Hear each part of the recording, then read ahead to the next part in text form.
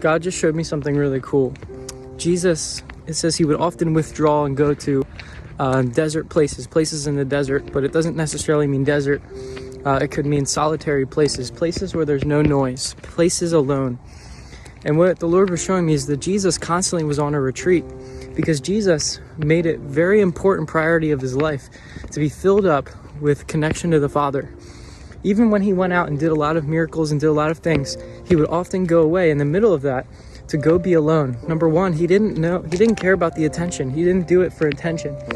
But number two, he realized that he needed to be filled up from the Father so that he could go back out. And his main mission was to be alone with God, to abide in God and minister from a place of abiding with his Father.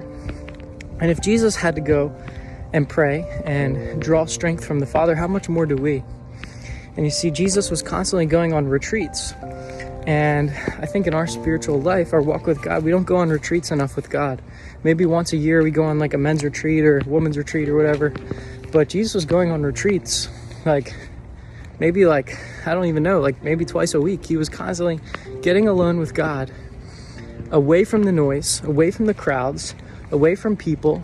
And it seems like Jesus maybe was an introvert in a certain sense. He was drawing his strength from being alone with himself, being alone with the Father, and being alone with God and his word and praying.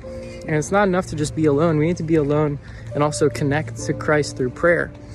So I was encouraging for me that how often am I getting alone with God? How often am I escaping from the noise, turning off the social media, turning off the TV, turning off the attention, turning off the distractions, and being just focused on Jesus? It reminds me of David in Psalm 27, where David said, "One thing have I asked of the Lord, and that I will seek after, that I may dwell in the house of the Lord all the days of my life, to gaze upon his beauty and to inquire in his temple."